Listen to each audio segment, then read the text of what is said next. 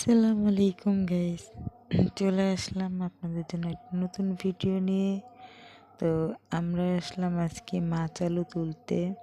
অনেকে এটাকে মাটির তলে আলু বা গড়ালু নামে পরিচিত।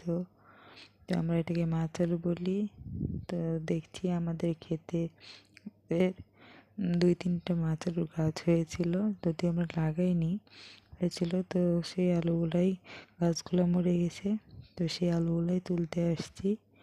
এই আলুগুলো অনেক গভীর পর্যন্ত, অনেক মাটির নিচ পর্যন্ত যায়।